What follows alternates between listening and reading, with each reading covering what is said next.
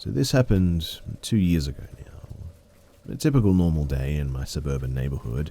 My wife asked me to run to the grocery store for something. It was around 2 or 3 p.m.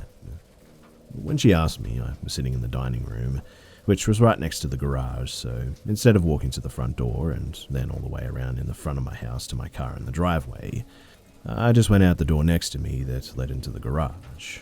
I hit the button to open the door and it started to rise.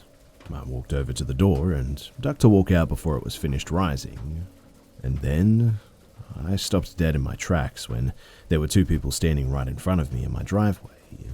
A very overweight man and a very overweight woman. This caught me totally off guard, and I probably muttered some type of hello and then asked if I could help them with something. But before I had time to focus on their response, I noticed the woman wasn't looking at me like the man was, because she was holding a fake baby in her arms, cradling it and telling it to shush. This left me flabbergasted, but I immediately assumed they, or at least she, might be mentally disabled. I looked over to the man, and without missing a beat, he asked me if I could give them a ride to the store. I made some sort of excuse as to why I couldn't take them, even though that's where I was going, and the man's face just turned bright red. The woman never looked up at me, and I walked around them and got in my car. I locked it, hit the garage door opener on my visor, and then I called my wife. Meanwhile, the man is glaring at me through my windshield. I told my wife what was going on and to make sure all the doors and the windows were locked, just in case. Before backing out of my driveway, I waited for the 2 people to start walking away, and eventually they did. I asked my wife if she wanted me to stay, but she wasn't too worried, and she told me that it was fine, that she still would like me to go and get what she needed. The grocery store was only a couple of miles away from my house, and so I grabbed the item, paid, and left as quickly as possible, still kind of worried about the strange encounter I had. As I was driving back home, I saw the 2 people walking down the sidewalk towards me. The woman was still looking down, and the man saw me again, got very obviously upset, and then walked out into the middle of the road in front of me. He was saying something, but I just drove around him and I continued home. My wife called the local non-emergency number, and they told us that they'd send an available officer to the area to drive around and take a look. I never did see them again. I have no idea if they were going house to house asking for a ride or what. A part of me feels bad, thinking that they both might just have been mentally disabled and just wanted a ride to the store. But the whole encounter was just too bizarre. I mean, the man didn't seem disabled, so I honestly have no idea. If they hadn't surprised me and spooked me the way that they did, I may have actually given their requests some more consideration.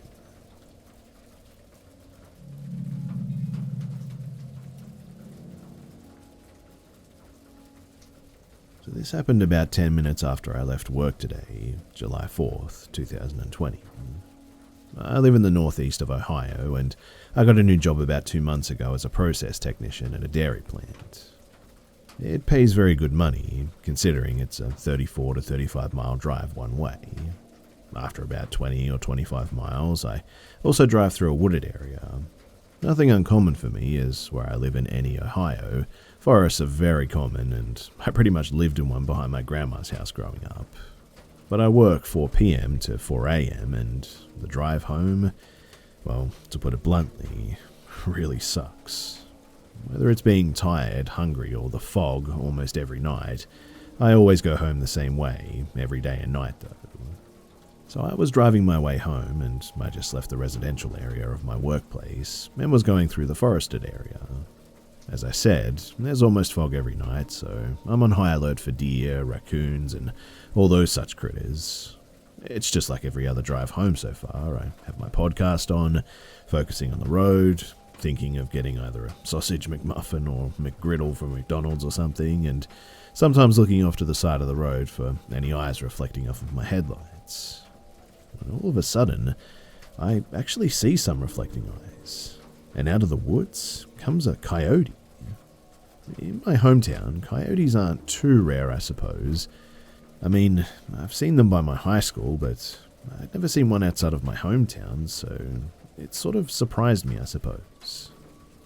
But I start slowing down as it crosses the road, until it turns to my car and just sort of sits on the road. It sat about 10 feet from my car, I suppose. There had been no cars that I had seen since leaving the residential area, so I was just going to go around it, but I thought that it was just too odd of a thing to happen to just drive away from it. I expected it to just get up and walk away any given second, but this is where I began to get pretty scared. So I honked my horn at it, and after about maybe 2 or 3 seconds, it smiles at me. I have my brights on, so I can see perfectly, but this coyote seems to have human-shaped teeth. My heart dropped, and every hair on my body is raised just as I now recall this incident too. It only lasted about a second before just sitting up and running into the woods. I must have sat there in fear for a good 5 seconds at least, before shoving my foot on the pedal and driving at a getaway speed. I didn't stop, I didn't get food because I had and still have just no appetite. I thought about the rest of the ride home, what I had saw, once doubting that I saw it all to begin with, but like I said, with my brights on and it as close to my car as it was, I saw it as clear as day. This coyote, I'm telling you, it had human teeth, and there was just no doubt about it. Now, I dabble into the paranormal and I know a little bit about cryptids. And is it possible that I just ran into a skinwalker or some sort of genetically mutated coyote or something? I'm also Native American, if that counts for anything, but I don't know. It was just really weird, but I would like someone who knows more about these things to help me out if they can. One thing that I do know for sure, though, is that I am finding a new way to work.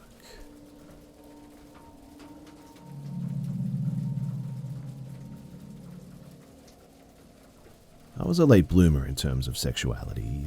I had a traumatic experience that made me not want to date much in high school, so it's surprising that not even a year after graduating, I was so excited to date Jeff. He was older than me by a few years, and messaged me on MySpace that he thought that I was pretty and wanted to go out. We went out on a few dates and held hands, and he thought that it was cute that I had never been kissed before. Things honestly seemed to be okay, and he said that he respected that I wanted to go very slow. But one night, he acted really strange. His friend Matt was over, and they kept joking that they should take me to see their friend. I knew something was off because they kept joking that they shouldn't do it, that I was too pure and that I would freak out.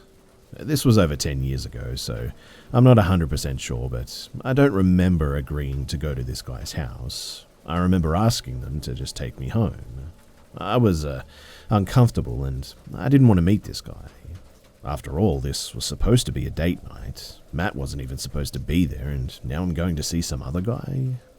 My intuition told me that something was really off about this. The drive, though, was up a long, unlit paved road up a mountain. On the way, Jeff and Matt were saying things like, "Oh man, she's not going to be your girlfriend after this," and "Dude, we're all going to hell for this." I sort of tried to act like I wasn't crying in fear in the back seat. All I asked was where we were going, which they laughed at. So I just stayed silent and tried to focus on anything that could tell me where we were going, but it was in a really rural area that I've never been to before.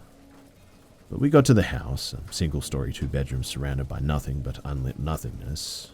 The friend was an older man, late 30s, who I was told was a porn producer. He showed me his red room and Jeff pushed me into it. And at that, I let out the terrified scream that I'd been holding in the entire time. I can still hear how it sounded, and it was awful. To this day, I can still hear how it sounded. It was truly awful, but they all laughed, and I walked to the couch in the living room and stayed there the entire night. I was too afraid to even use the bathroom. and the rest of the night was spent with them just drinking beer while I sat on the couch digging my nails into the palms of my hands trying not to cry. I didn't eat or drink anything that was offered. Matt mentioned that Jeff used to bring his girls to this house to have sex and whatnot. Their creepy old friend joked that he could record it. Lots of uncomfortable sex jokes too. But the creepy old guy told me that virgins can make a lot of money doing porn. Like he was trying to do me some sort of twisted favor. And although it was almost half my life ago, I remember exactly how that room smelled, how the fake leather couch felt, how time seemed to move at an inconsistent speed. I really don't remember how I responded to that, but after it, he backed off. Nothing bad happened that night, but when I got home, I just collapsed in the shower crying. I really don't know why I was taken to that house in the first place, but after that night, Jeff's tune just changed from "we can go at whatever speed you want" to "this trauma is really holding you back. You need to just have sex and get it over with." Looking back on it all, though, I'm just really grateful that I listened to my intuition and I ended things with Jeff and cut ties with all of his friends. My current boyfriend and I were talking about weird things that happened to us, and I remembered this night, so I thought that I would share it. But when I told him, he looked terrified, and it was only then that it occurred to me that that night could have gone very differently.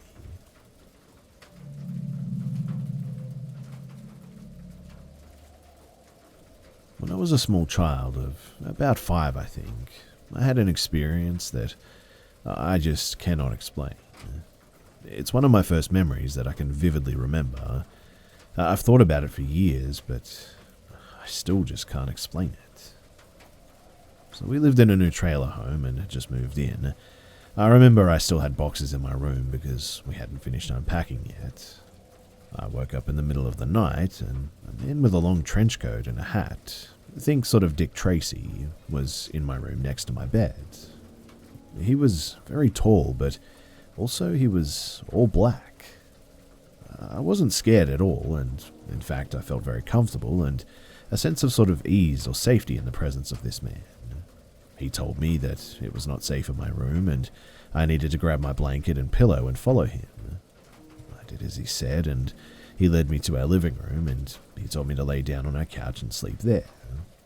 I did as he said, and I remember him telling me to cover up and to go back to sleep. I tucked myself in, and he told me that I was safe now. He then just sort of floated backwards down the hall out of sight, and eventually I fell asleep. When my dad found me on the couch in the early morning, the sun wasn't up yet, he asked me why I was on the couch. I told him that the man told me that it wasn't safe in my room and I needed to sleep on the couch. I remember him asking me what man and where did this guy go. He quickly searched the house though and checked the locks and whatnot, but found nothing out of place. I've never had sleep paralysis, I've never had night terrors, and I've also never seen this guy again. But when I googled this, what I saw was that others have seen the same thing as me, but it's always a bad thing. My experience though just wasn't scary at all. My experience was comfortable, in fact, and I felt at ease. And I guess that why I'm here is to ask all of you guys, has anyone here had a similar positive experience to this?